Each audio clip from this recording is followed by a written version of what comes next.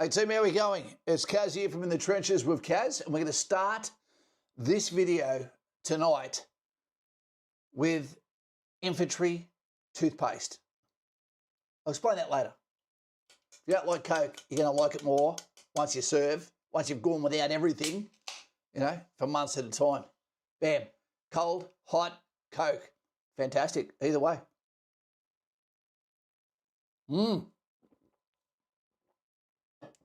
Delicious. I'm sure some of our brothers in the Ukraine wish they had it now. Let's get rid of this.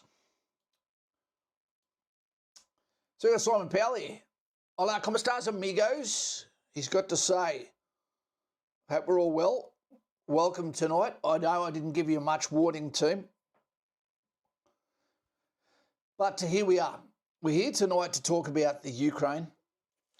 How can you say sorry to them, for what they're going through and the fact that no one helped them, but also the fact how long it's going to go on for. The modern warfare, 2025 has changed everything for the soldier on the ground, absolutely everything. And we don't even know what it's going to look like with the modern soldier, modern psyche when they return home, and we see the impact of peer-on-peer violence. What happens when it comes home? Is there a home?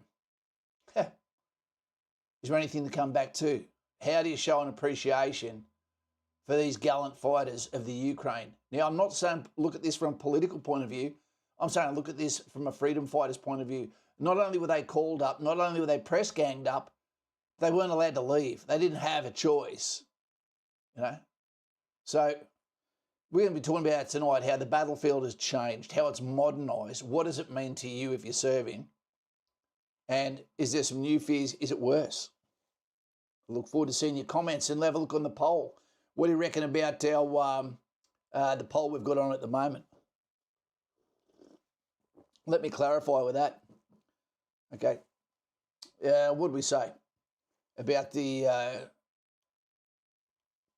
vote not being compulsory in Australia? By having a compulsory vote, but not a single person you want to vote for, that's forcing you to vote for a policy that you didn't agree with the people you didn't agree with, that have a preference voting where parties can join their votes together to become an alliance against what your vote was, which means in some ways you can end up with an election or a country which is all about just what's about me, and they know what to give you so that the country can never go forward, and the right party that's about the health of the nation can never go forward. So should there be two parties? But should we scrap it all, get rid of them all? Not one of them looks like they've got any leadership, and then make them earn that leadership again of voluntary voting systems, just two-party preferred voting. So thank you, the filthy Raffy gave me a heads up on this one. And then make them earn your vote again, because I don't see any leadership there. I don't see any sacrifice there. I don't see them having a background which they've got there. I see upside-down smiles of people with diabetes trying to tell us what to do. And we don't have a choice who represents our country, and that's where you can end up somewhere like this, or a situation like this when the corrupt government sends you and says, but you voted for us. We didn't have a choice. It was compulsory. You fine us if we don't vote for you. It's crazy. Anyway, they try to tell us right is wrong and up is down and down is up, and that we're the one with the problem. We've got Jennifer G there from up north. G'day, my buddy. I bet it's getting warm up there at the moment. We've got Bretty. Buenas tardes, ¿cómo estás? We've got Carl P. It's been a while since we've had the director here. This is very fitting for him at the moment, what we're talking about here, and I won't go into why he's the dentist. We've got Desi. Hey, Kaz, glad I made it to another stream. Do you have a time of day that you always stream, or is it just whenever? And you've got to tick the bell, team. Tick the like button, tick the bell for notifications, and you'll see it's normally every 7:30 on a Monday and a Friday. We've had a lot going on. I had to drop the family off today to go on a cruise. Had a lobster roll. Sorry for the lobster roll, but it was perfect. And just got through the door in time this afternoon to speak to. Okay, as you see, staying spunky. That's Hollywood, if you don't know any better. And you'd know if you saw his profile. But here we are today. We're going to talk about this. We're going to put it out yesterday, but I put out the video on claustrophobia just to change the subject a little bit. Didn't get any views, but that's the way it is. That's the way it is sometimes. G'day, Dean. Great chats, vids. Elbow's pathetic. Needs to up defence spending. Needs to stop immigration and bring equity back to Australia instead of giving money, resources to the CCP and making missiles. Absolutely. And we just saw in Northern Territory, it looks like the Australian military has been stung with some $71 million acquisition fiasco. Hopefully someone gets fucked over for that. What are you having, Coke? Coffee? What's your flavour tonight, team? G'day, Leo. How you going, Lion? I hope the lobster roll gives you reflux. Not with, what's it called? Nexium. Not with Nexium. To all of those that are in harm's way, training for the next conflict, so to speak, you know, with the Skippy badge, you know, at the School of Infantry, and those that have served and those that are going to serve, bam, you know, all the best to you. Do not be a fucking fly. I wipe my ass. Get out of here. Yeah, I wish you the best. Don't let this put you off. I believe that the Australian Army is still the best army in the world. I think that what you're seeing happening at the moment in the Ukraine is not indicative necessarily of what the next combat is going to look like. We're seeing a whole pizza supreme of different forces that are fighting in the Ukraine, a lot of them with very little to no training. And you can tell in a lot of their gunfights, the friendly fire incidents must be hectic over there. There must be a lot of them, whether it be fragging, whether it be people getting shot by their own buddies, etc. We're seeing a lot of people in harm's way, you know, and security doesn't look that a scratch either, you know, and you've got a difference in commanders, you know. There will be, no doubt, there's going to be a preference for Ukrainian fighters over foreign fighters, etc., on who goes into the danger, who gets alliance tasks. They're fighting an army that is not fighting by the Geneva Convention, by the laws of armed conflict. It seems like, in many ways, the Ukrainians are taking prisoners where they could have got away with not taking prisoners. Well done to them for that. The Russians seem like they're not really for surrendering, which is quite sad because this conflict will come to an end, and a lot of them are conscripts as well.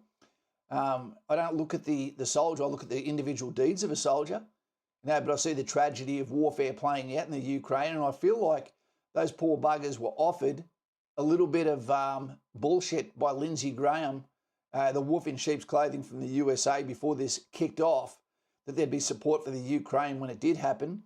This is going on and on and on. It doesn't seem like the Ukraine or Russia really wants it to end at the political level, you know. And the tragedy for the gallant guys, these brave men on the ground, is I don't know if there's going to be anything left west of the Dnipro worth fighting for. And if Russia feels like they cannot win, what we might see at the moment, Russia's gone very light on Ukraine in some ways. You know, they could absolutely be carrying out total war if they decide they can't win this, and Kiev would be the biggest target for that.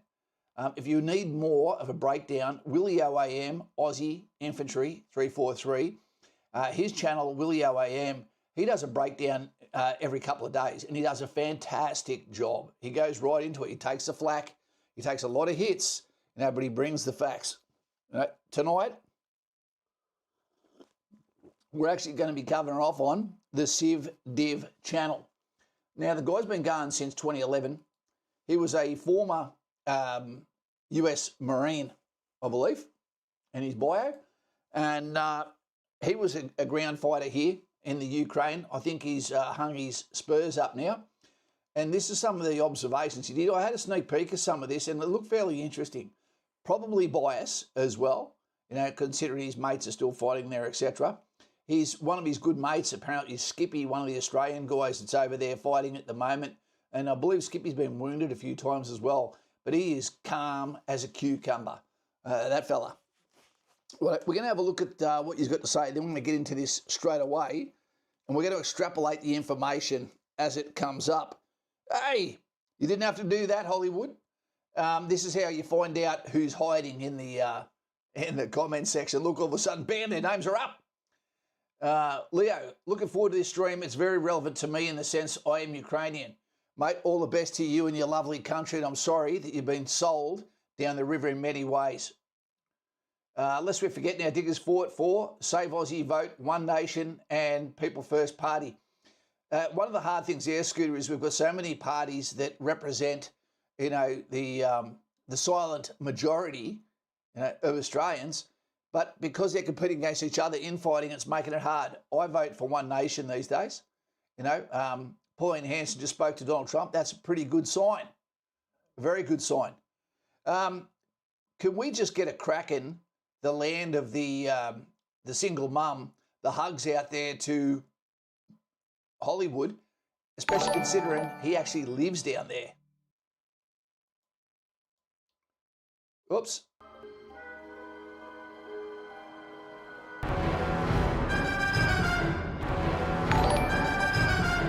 It's a Kraken! Feed him a mother-in-law. That should make him happy. Welcome, calamari. We'll give him a white warrior too because he comes with a fighting background. Where are we? Make sure you put some thumbs up and some thanks if you're just received a free membership from the big fella as well.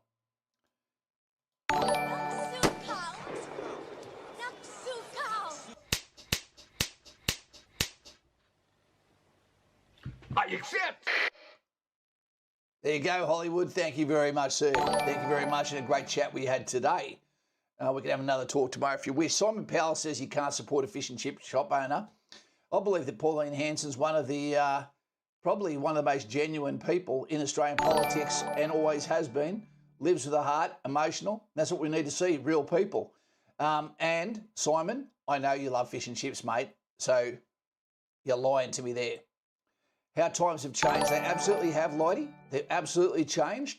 And sadly, what's going to happen is, the man on the ground, the brave are the ones that pay the price for the politicians that refuse to use the pen, for exit ramps out of there.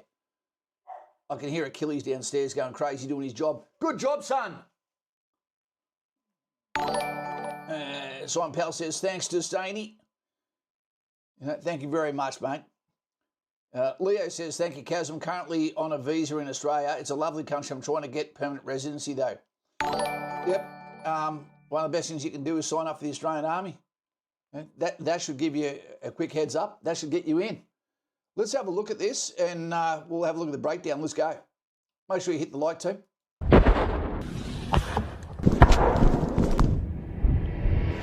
Cool.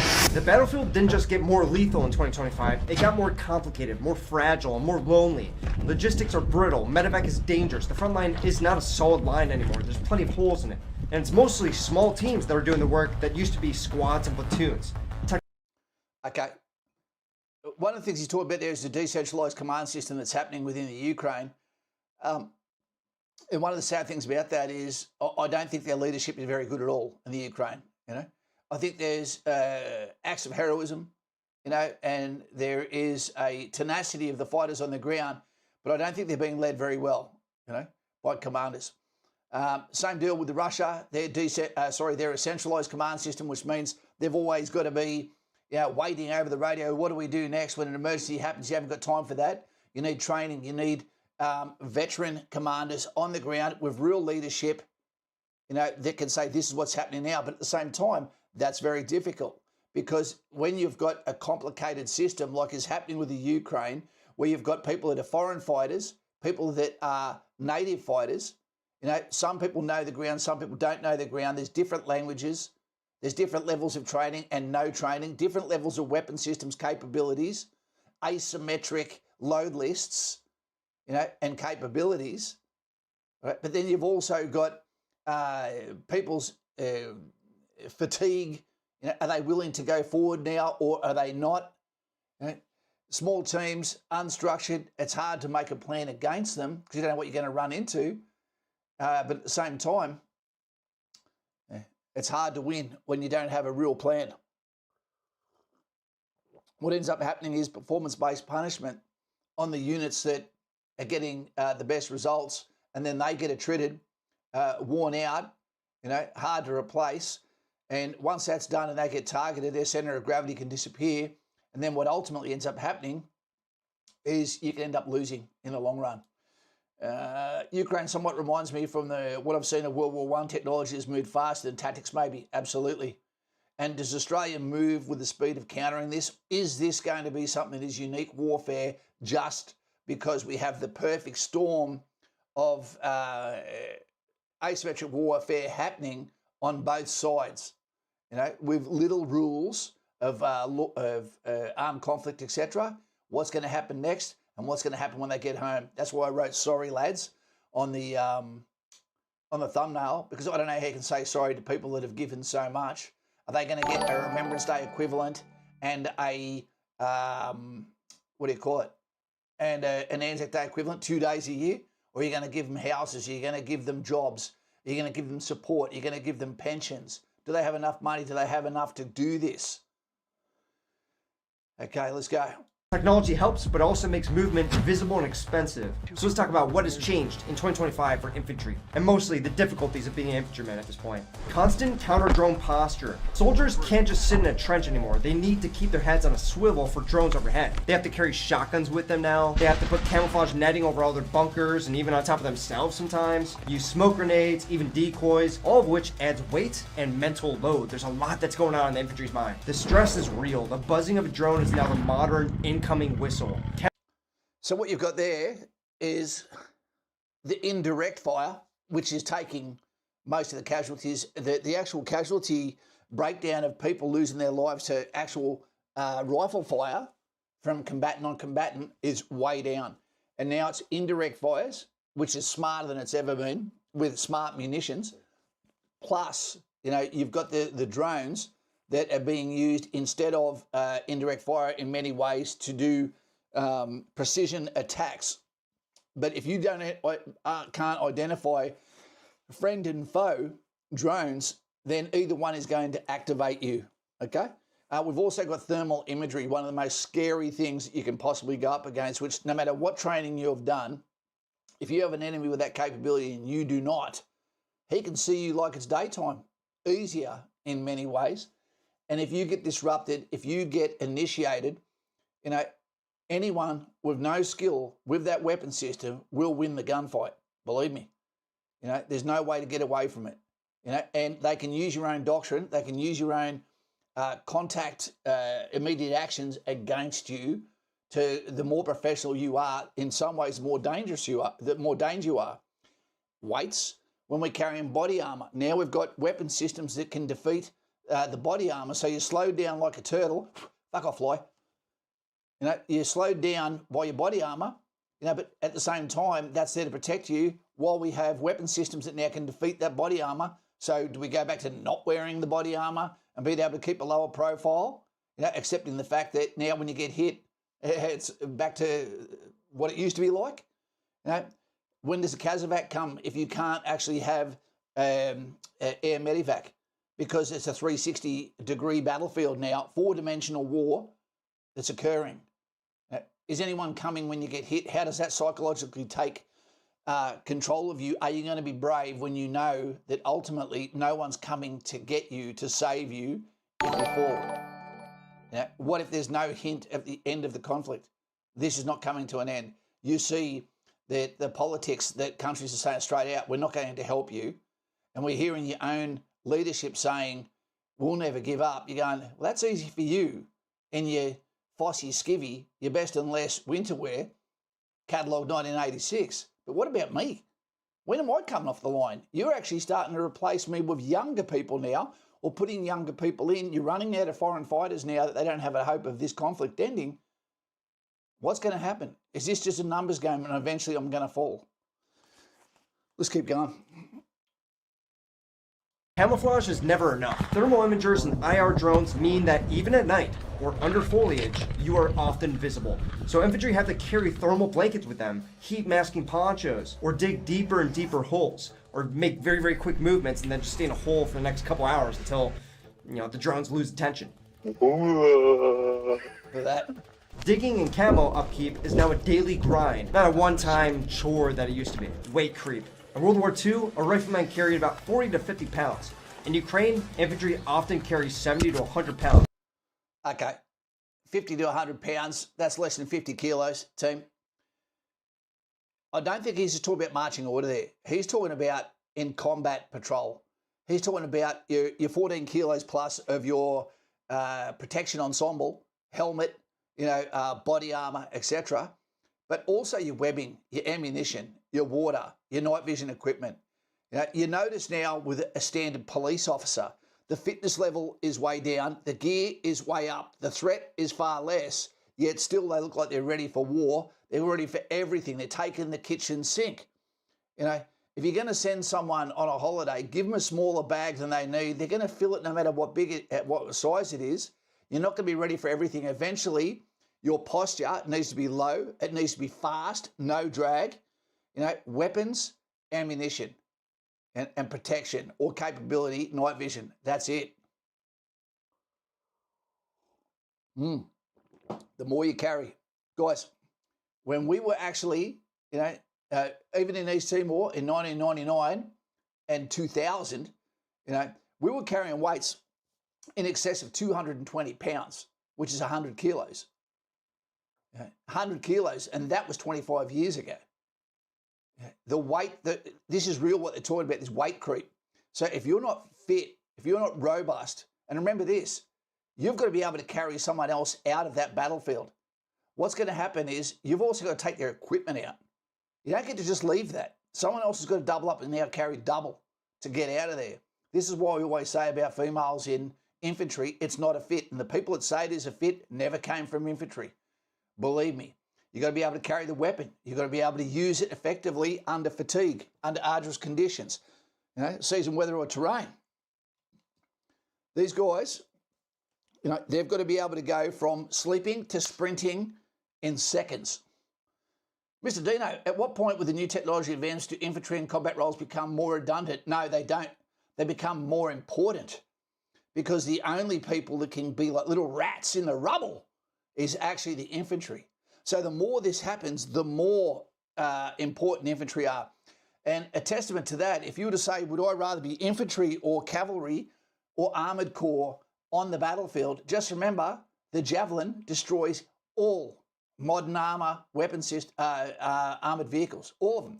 So you can talk about the bullshit about their payload when it comes to their main gun armament, whether it be their power engine, their powertrain, what their armour is, reactive armour is. But when it gets hit from a javelin top attack, you're dead. And guess what? Now, you've got guys now that can be doing anti-armour sniper teams, working alongside guys with weapon systems, that can carry out all the ISR, information, surveillance and reconnaissance. And they can do all that so that you're going to see the armour, they're not going to see you. They can pop up at a moment's notice, bam, you're getting hit. That's why we saw infantry are very effective in Gaza. The armour, it's okay after the fact. When you want to destroy something, there's going to be a lot of collateral damage, but they're slow. I'd rather be infantry on the ground. Yep, I would be. Mr. Buccarini, sorry I'm late, everyone. That's what she said, Bucko. And now I've got a beautiful daughter. Black Rock, yeah, Clits. If Ukraine wins its wealth, resources go to private equity. We could all see that's going to happen. Absolutely. Stoney, seeing how multi-million-dollar armoured tanks, vehicles and warships can now be terminated by drones will definitely affect how modern armies invest in the industry of the future. Absolutely. And remember, at one stage, the big deal was VBIEDs, vehicle-borne IEDs, okay, or personnel-carried improvised explosive devices. The V-hull shaped hulls came. The Bushmaster got its hull, survived its IEDs, all that sort of shit. That was the bad thing then. Then they counted IEDs, and we went to a different war zone where the people weren't throwing themselves shrapnel stuff at us, and now they're using drones. Now drones have now evolved, and now they're fibre optic, so they can't be cut out with jamming. So maybe there's going to be some sort of harpoon system that automatically fires and cuts those off while jamming's happening, and then all of a sudden the drones go blind. I don't know. There might be some little Australian military have invented like a Vulcan gun system that automatically tracks and destroys incoming drones. Humans will never have a fast enough reaction. But there's machines. All inventions pretty much come from the byproduct of warfare, whether it be medicine breakthroughs, okay, whether it be weapon systems, whether it be technologies. All of these come as a result of trying to circumnavigate something that is devastating on the battlefield. New technologies, because the catastrophes are happening everywhere that don't normally happen, in a civilian, civilized environment. So this becomes the butcher's playground for technology. Cooper, I love CivDiv's video and all yours too. It's helping me mentally ready for Kapuka. Special videos from years ago. Done my physical test last week. How did you go, Coops? Pretty good, I'd hope. Fresh Prince, I voted no. I have my PFA tomorrow. Blair. Whenever I think of Blair, I think of Exorcist. Linda Blair, the girl that played the part of the little devil. Mr. Buckaroony, poor grunts now have drones to contend with. Just can't hide from them. You just can't hide. It's true. Body armor, drone countermeasures, including shotguns, comms gear, power banks, extra batteries for optics and radios, plus the usual ammo, water, food. More kit equals more fatigue, slower movement, and worse survivability when running. And not to mention that because the gray zone is so large in some sectors of the front line now, they have to infill for about 20 kilometers with all that gear. And they can't ride a car. If you ride a car, you get hit by a drone. You have to take the worst paths too. You can't be out in the open. You have to be in the really dense brush where a drone might not be able to find you. It's brutal. And I'm glad I'm not infantry anymore for that reason. Sleep is shredded. Persistent drone and artillery harassment means there's no safe rest. Frontline. Okay, team. So we've got Mickey Flower, who's in the Ukraine right now. Skip my comment, and I'm writing this from the Ukraine. G'day, buddy. How you going, mate? I don't skip anyone's comments. Hey, mate, what a video. Howdy from Ukraine. There he is. Mick, all to you and the lads, mate. Respect there. Keep your fucking head down. All you got to do is survive this, mate. Just survive it. You know, we're sending prayers to you, buddy. Prayers to you and your buddies. Stay safe. You know, when this is all over, there's going to be, a hard time trying to thank the guys that have lost their lives, given their lives, or fought and come back to what? Let's see. What's the word on the ground there, Mickey? Are the boys out of 10? Can we get some thumbs up for Mickey Flower there too, team? Hey, we spoke last time. Yeah, it's rough, thanks. Absolutely. Can we get some thumbs up there for Mickey Flower, who's in the Ukraine right now, team? CivDiv, the GOAT. He does need a haircut, but he looks a little bit like a pirate of the Caribbean at the moment. Oops. Just took one to the face. That's what she said. I won't ask you what unit you're with, Mickey, but what's the leadership like over there, mate? Carl P.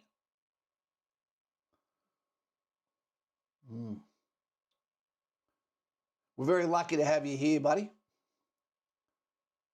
Are you in the trenches at the moment, mate, or are you on in the rear esh at the moment? What have they got you doing, Mickey? Are you a gunfighter now, mate, or you're on the drones?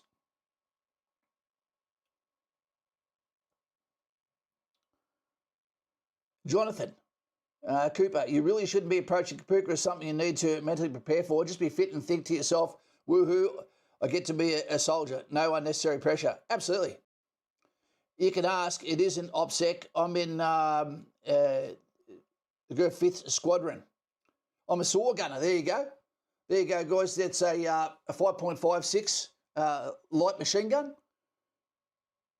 What's if you're not OPSEC, that means Op Security Team. What's your payload there, mate? Do you carry 800 rounds like Australia, or do you carry more? Or do you carry less?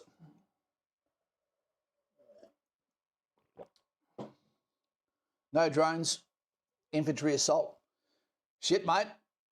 I'll tell you what, Mickey. This is a conflict, mate, that you just don't know how it's going to end, four-dimensional warfare, emotional. 1,600. Do you actually fire at rates, mate? Do you still use a normal and rapid rate when you put your fire down? I'm seeing a few cowboys out there overheating their barrels. Blair, if all is well, I'll be heading for Kapuka in late March. I can't wait. It feels like Christmas. Yep. 1,600 rounds, team. That's a lot. That's a lot of weight. 3 in my body, 1 in the gun, 4 in the assault bag. There you go. He's not going to run out. 1,600 rounds. Normal rate of fire, that's 60 rounds a minute. Rapid, 120. You got more than 10 minutes of playing that like a guitar. Hey, Mickey, what's one big lesson, big bit of advice you'd throw out there to modern soldiers from a fella on the ground?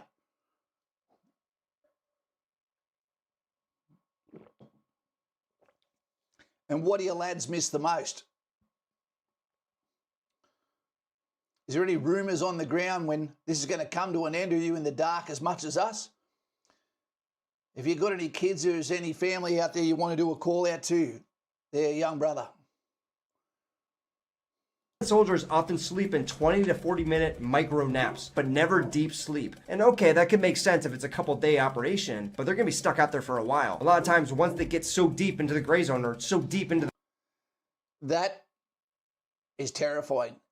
Not only to Mick, where are we?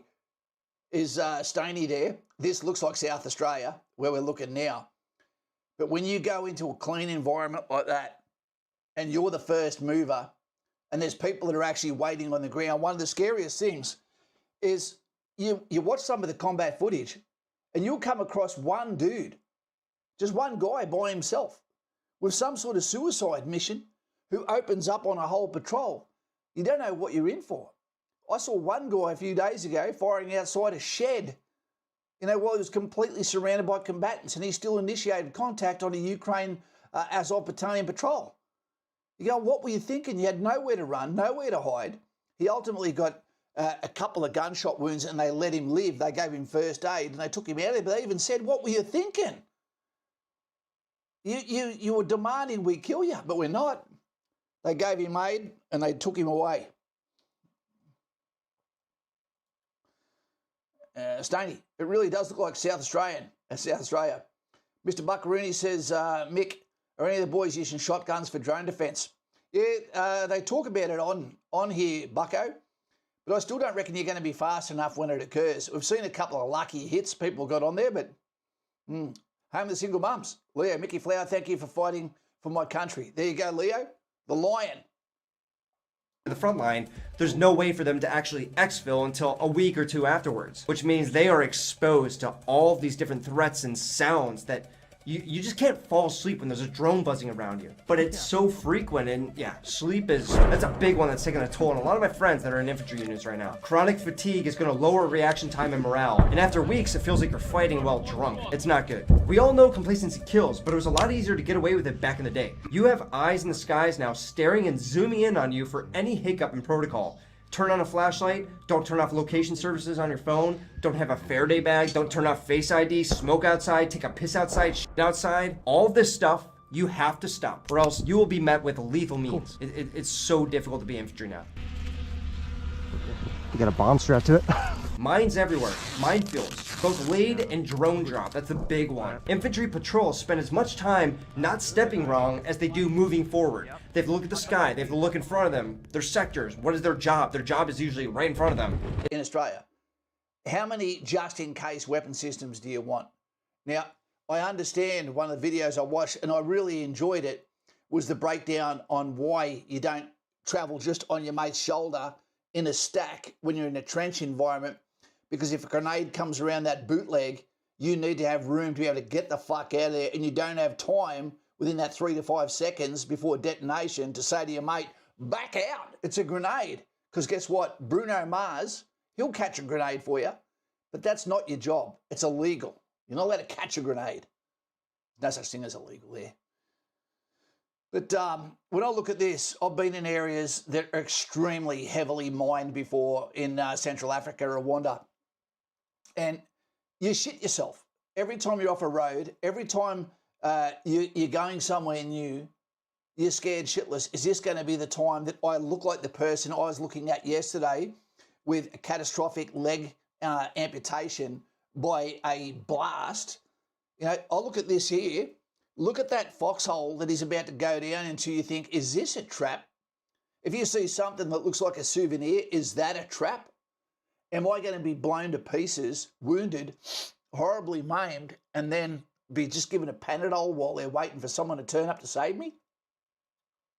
Unexploded ordnance, unexploded drones, and drone drop pedal mines, which are banned by most countries, but when you're in a war like this, anybody's going to use it. Medical loads. Well, because... 2 seconds. So Mickey's saying, yeah, they do carry birdshot. That's for shotguns, team.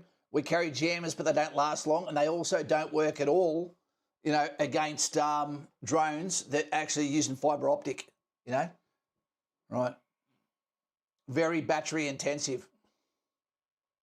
Medevacs are so unreliable. Every soldier now has to carry more trauma gear, extra tourniquets, hemostatic agents, chest seals. I remember doing recon at the start of the war. It was a very similar environment to this, where the gray zone was so huge. And there's a lot of times where we patrol in and it was just no action at all. But our medic was carrying not only his medical bag, but also his main pack and his rifle. And he had to march. That's normal. It's always been that way. One thing Australia does need to do, and we don't do, fibre optic drones are 4K, so you can spot a lot easier. That's good to know. But I bet they come in hot and fast. What would you do, Mick? This is an interesting one. So, Mickey, even though your last name's Flower, I'm sure that you also carry some weed killer with you. What happens if you actually catch someone that was Spetsnaz, Special Forces, Russian? Okay, I get it. He's doing his job. If you come across infantry, they're doing their job. What happens when you come across, if you caught one of those filthy drone operators? That'd be hard to take prisoner. It would be hard to take someone prisoner if they were a drone operator. I'd have a hard time with that. Hard time reconciling it. Yeah. G'day, Kane Higgins. How you going, buddy? How you going, mate? It's been a while, mate, but it's always good to see you there, my dude. It's always good to see you. I think that the battalions, we've got SIGs, we've some areas I believe still got pioneers, mortars, you've got snipers, you've got intelligence or surveillance and reconnaissance, right? You've got DFSW heavy weapons. Did I say signals? How come we don't have a medic platoon where your medic is actually a combat soldier that comes out on the platoons, with the platoons? Not someone from medical corps that's got a lower, far lower standards, that doesn't even know how to fit in with an infantry platoon. How come we don't have medic platoon? So that when you've done your time in line infantry or snipers or reconnaissance or DFSW, you decide, I'm going to kick over and go and do medical. And that might be a pathway out of the military later to go and be a paramedic. Don't know. Officially have to take them. Unofficially, drone ops are shot on sight from my understanding. There you go. We heard it right here. Officially, you have to take them prisoner. Unofficially, drone operators are shot on sight from my understanding. I can see it. Drone operators are killing unarmed soldiers on both sides. Yep. They don't give any mercy. Stone Spunky, can you differentiate between drone operators and regular infantry, if you don't mind me asking? You'd know when you find a detachment of them, with the equipment that they've got, especially if they've got a filthy little drone in their hand. Mickey Flower says also on the medics, our medics carry three pills, antibiotics, anti-inflammatories, and a weak pain medicine. No dent, no anymore, no morphine anymore. Holy shit. That's no good. When you've got a delayed medevac and you've got the golden hour kicking on and you've got a delayed medevac that might be coming by a fucking rusty Prius, that's not good. Finally made it to a live stream. G'day, Dennis. How you going? We've got to speak again soon, my man. Bretty Cars. Hey, Bretty. Let's back to it. Being in the open like this must be scary too. The Thomas. Bit of Safeway Panadol will fix you right up. Yep. Put that cork, put that tampon in the wound. all of these things go against the psyche of the soldier on the ground. When you have no faith in leadership, if no faith in the mission, okay, or that's deteriorated, no faith in Kazovac, and you get told there's about to be an enemy push and your weapon system, doesn't feel adequate, and your mateship and the people coming in to your left and right look like there's a chance they're going to put their Nikes on and do the run, that's where you can end up with a rout. And when the rout happens, that's when we give way and you do either an organised withdrawal, a retrograde operation, swapping land for time, or you actually do a withdrawal, retreat, rout, just collapse and you're out of here. That's when the enemy pushes home, and that's when the defeat happens not long after. Is there no morphine because you can't get a hold of it anymore? Interesting question there, Thomas. So what is it, Mickey? Is there a policy on no morphine, or is it just not available? No morphine was being abused and not regulated. Okay. So the morphine was getting used for probably as an escape for people, I'd imagine, who are pre-fatigued, over-fatigued, overworked, don't understand, how this is ever going to finish. So they're looking for an escape. This has been happening since the dawn of time, people using drugs to escape, and you can't blame them. You really can't.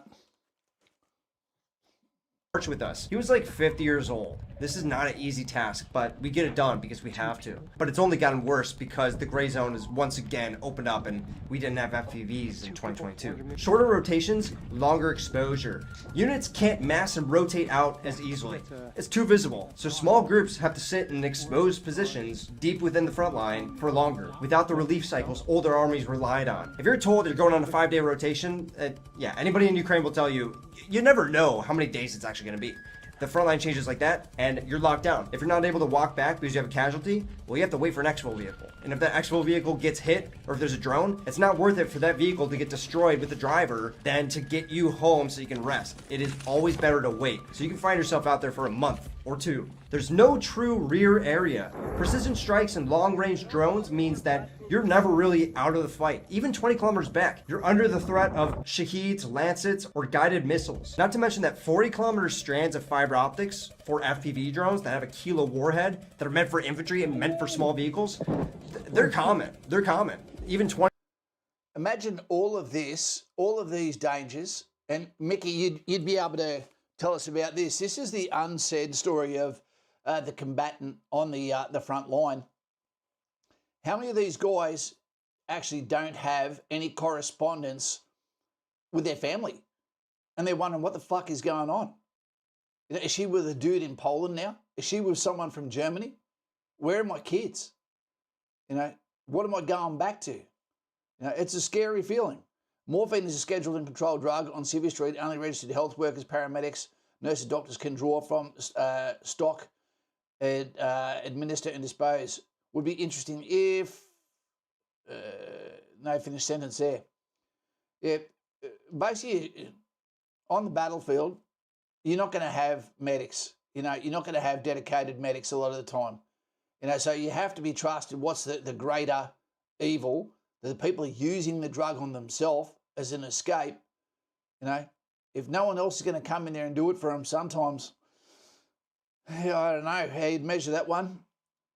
Infantry medic platoon was raised. Would they have to be registered with Australian Health Practice Registered Agency? Look, they already do that sort of stuff, Dennis. But it's not important because none of these other medical people are going to be on the battlefield to save us. So you've got to be able to look after yourself, don't you?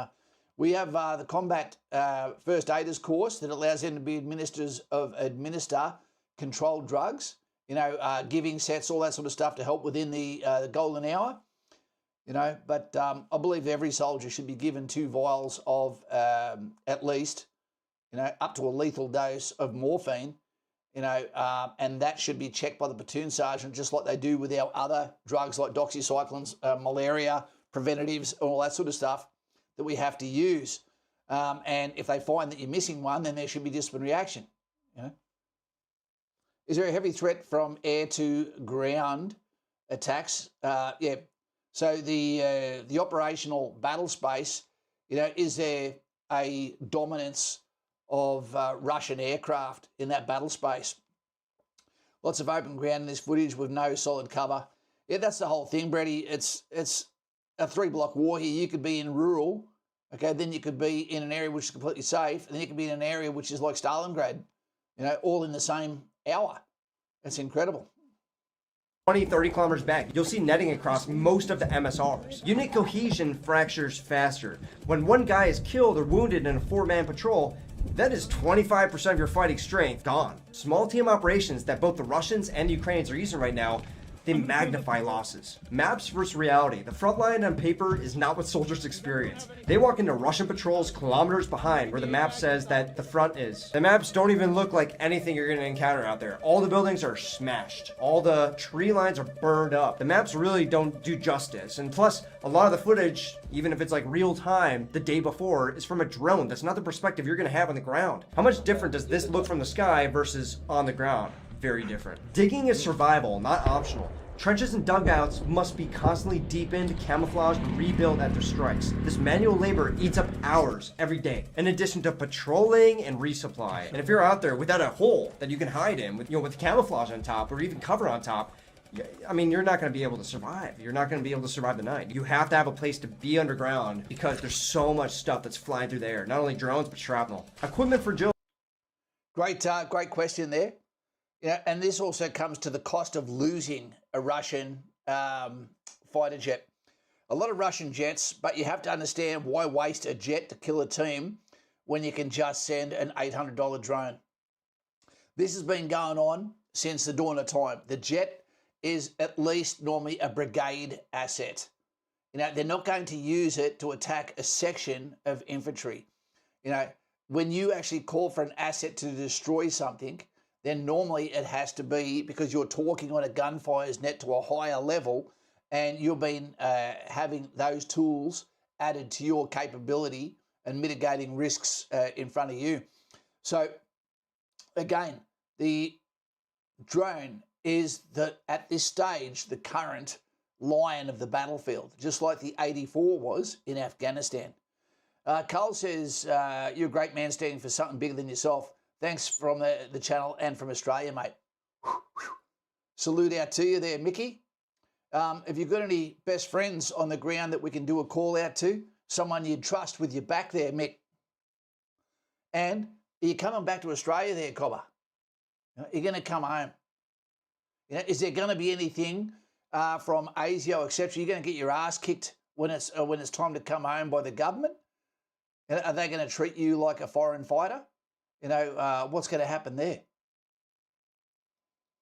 Very interesting. Equipment and fragility. Because of this high-tech environment, if you don't have thermal optics, for instance, you are vastly outgunned. Civilian-grade drones, radios, and batteries break under mud, the cold, or shrapnel. Infantry are constantly fixing consumer electronics under combat conditions. Please, God. Whether that's a generator cable, whether it's a Starlink, trying to figure out why is it not working? Oh, I need to sign in. Stuff like that can get you killed. It's getting really tech-oriented. Now, for everything that I've said, it's not all doom and gloom. For Ukraine, I know firsthand how much the command actively participates on the front line and how much they care about keeping everybody safe as long as possible and are able to come back home. A lot of commands really care about their guys and their morale, which is definitely a plus that I've seen the last year. So going on with that, resupply is often done robotically. They're using Hey, Mickey, if you're still there, mate, what is the relationship between the Ukrainian fighters, and the foreign fighters? Do you guys stick in one group, stay away from them, and are mostly comprised of former first world country shooters? Or do you mingle in amongst them? And is there going to be room for you in Ukraine? Is there a lass you're going to stay over there with, to be around the people? Because one of the psychological problems with this one, Mick, I could imagine is when you come back to Australia, you're going to feel like no one understands you. You're not going to tell girls on Tinder, or the dating game, this is what I've been doing for the last few years. My name might be Flowers, but I'm a nightmare. So you're going to stay over there where everyone's going to understand and appreciate what you've done for their country? It's an interesting one. I'll be coming back. Yes, last time I had an interview and my phone seized by the and they dumped it. Found nothing that isn't already on my social media, but I'm sure I'm on some watch list. I probably am too, mate. Yeah, we work together a lot, but foreigners have their own teams just due to the language barrier and communication. But our commanders are all Ukrainian. Okay. Do you feel like you're being well led, mate? Or do they tend to throw the foreign fighters in there first, and because it's more disposable long term than their own countrymen? That'd be a fear of mine. Hey, and one that no one's asking you, how much do they pay you? What's the pay like for a foreign fighter, Mickey?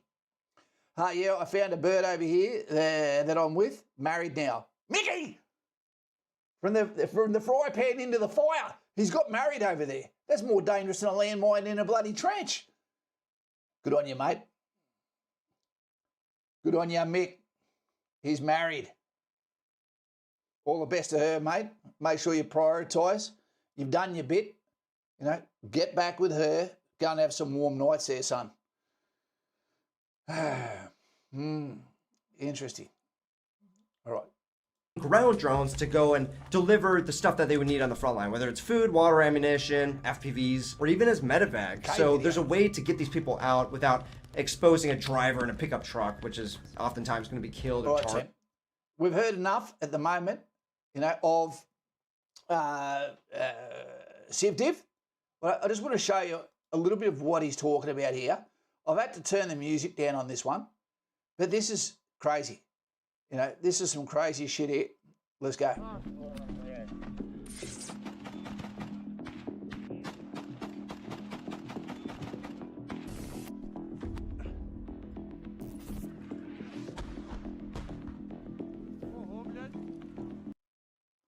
Mickey says, I feel like I feel like we're being well led now. Because of the start of the war, we lost so many bodies and it cost money to train recruits. It's sad that it's not just the right thing to do, isn't it? But that's what happened when we had UK commanders, British commanders of Australian forces too, isn't it? Mickey Flowers. Good on you, Mick. Look after that lass.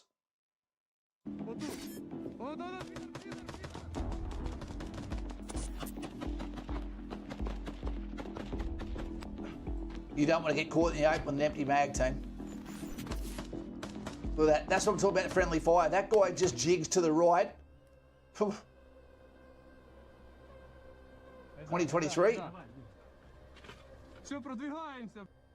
The men who are just stepping out from cover here are fighters of the Ukrainian tsunami. That is a nightmare. This is like PUBG for real. Which is primarily made up of Ukrainian police officers. And as soon as you fire, you're giving yourself away as well. Mick, if you don't mind me asking, is there a consistent North Korean presence here at the moment? Yeah, Mick, have you seen any North Koreans yet? As the men begin their advance.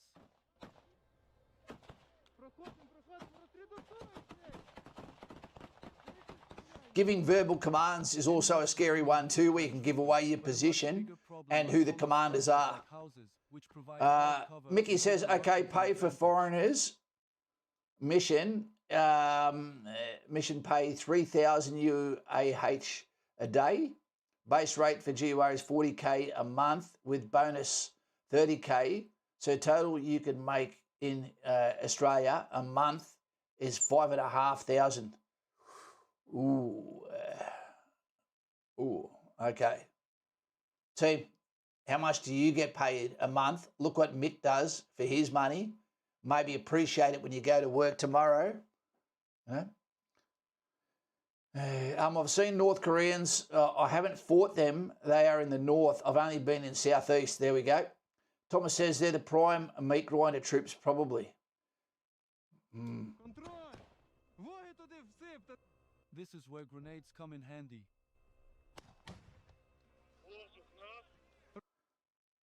Mick, it puts things into perspective on when we spend our money too. If you're only getting 5,500 a month, you wouldn't want to be wasting money when you consider what you had to do to get it. It's not much. You'd earn more in Australia doing Uber, but let's not tell the Ukrainians that.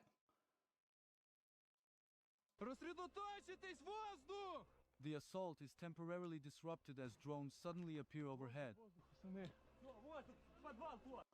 The other thing is, when you look at things from the perspective of Mickey on the ground and you look at this shithole, this bomb, Mad Max wasteland now, you'd be starting to think after a while, what am I fucking fighting for? For this? Who's going to clean it up? Where am I going to be living? You know, hopefully they're going to give you some land when this is over. You know, and I don't mean east of the Dnipro, to the west. What's going to happen, Mick, when on the psychological side, what's going to happen on the psychological side when you get back from here and you've got people sitting in front of you as a foreign fighter, you're going over there to fight, potentially die or get wounded and forgotten for the rest of your life? What happens when you meet fighting age males in the Ukraine when you decide to stay there with your new lovely wife and then you hear that these people didn't fight at all? That's going to be tough. Is there a hatred in the Ukraine for the combatants towards those that are not fighting have found a way to weasel out? I know it's not everyone's gig to be a combatant, to be a fighter, but it is when the village is under attack. It doesn't matter what you're about then. You just got to find a core, whether it be logistics, whether it be infantry, whether it be, you know, cavalry armoured, whether it be whatever. You got to do something. Steve, I make around 5 p.m. 5 p.m. bartending, hopefully enlisting in March. That's fuck all, Mickey. That's intense. Props to you. Well, he's not doing it for the money. Clean up of it all is going to be impossible. You're right. You look at Gaza, that'd be nearly $1 trillion to clean that up, and that's significantly smaller than the Ukraine east of the Dnipro. Yeah, so what happens, Mickey? What happens when you run into people that are non-combatants, but then you're going to be competing for them for a crust and a life of peace when this is all over? It's going to be a tough one.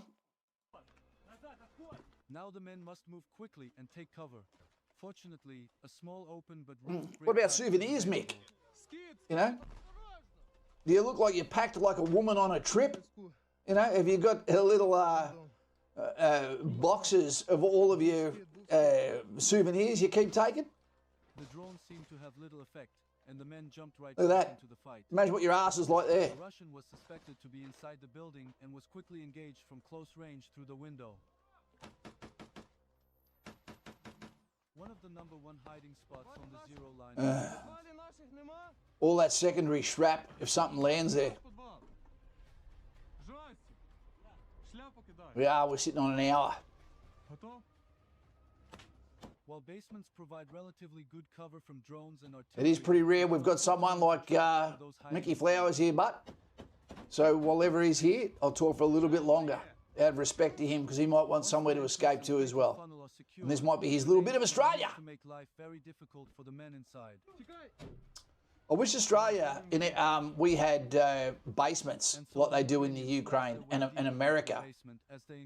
That should be the man-only man cave. Nevertheless, If we had those, it'd be fantastic. Therefore, the Ukrainians would prefer if the Russians simply surrendered.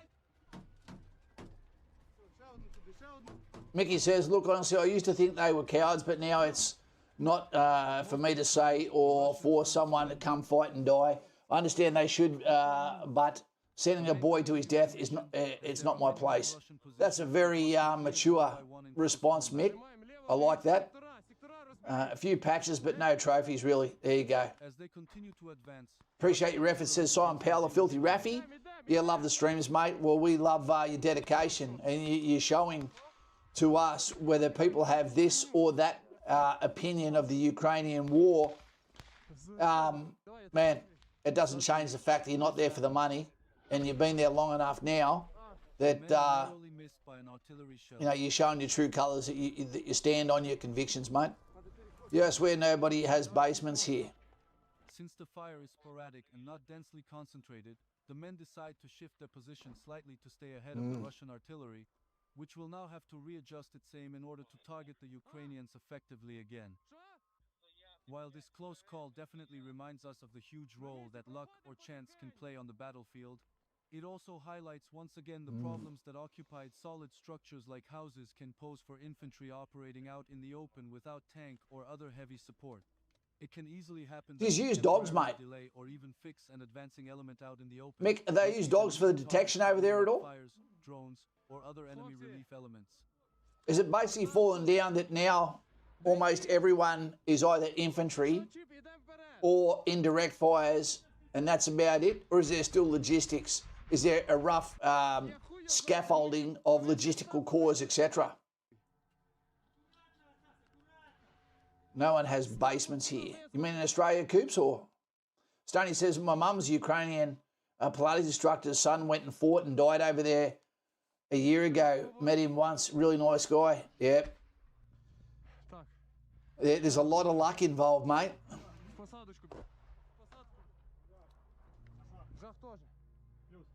This puts life into perspective too. It wasn't that long ago that we thought that The men resumed the assault. World War I, World War II sort of combat was almost over. But no, it's repeating. When it gets down to its brass tacks, it comes down to the fight and the dog. Mickey Flower, no idea, haven't seen dogs. Okay. In the back, The Australian basement's under the brick pillars, under all homes. however, it's unclear. How good is your resupply? You're getting everything you on the need. Ukrainian side. One thing is certain, though: the men must not be distracted from their Look at that. mission, and so the You get battle into, look at this. That's the sort of friendly fire I'm talking about. I hate it. Look at that. Oh, Jesus, I'd be angry if you were firing from behind me like that. Only sparse cover and concealment. Okay. There's a good one for you there, Filthy Raffy. So you're either a rifleman, Cover at all. okay, or you're infantry. Probably. So you're infantry or fire support. There you go. Again, who would have thought? Slow down. Ideals are peaceful, history is violent. House.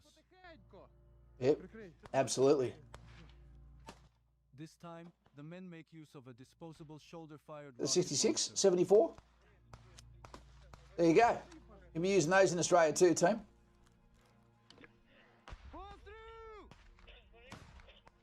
The rocket, however, behaved more like a dart than a. I've never fired it like that. Thermobaric warhead. This can be explained by two possibilities: either the rocket malfunctioned, or the launcher simply was equipped with an armor-piercing warhead. The Russian position, therefore, was still intact.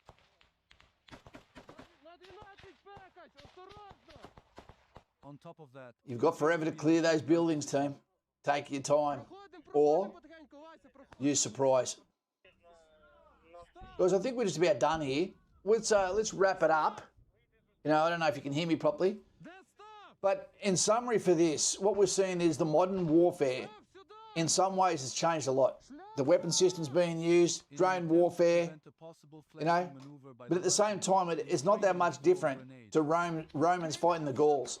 It's come down to the fight and the dog. Jesus, get out of the way, son. is such a frightening opponent. You know, Thanks to they've got all the modern complexity problems from logistics. Now, do you have enough ammunition? If you're afraid of not having enough ammunition, then you carry more. Then the offside of that is now you're more fatigued. You're slower. You know, then you could get killed because you're moving too slow. You know, where is the front line? It's not there anymore. It's four-dimensional. It's in your head. Okay, it's in front of you, it's behind you, it's above you, it's below you. It's a smell, it's a taste, it's sensations, it's emotion. No one knows what you're going through unless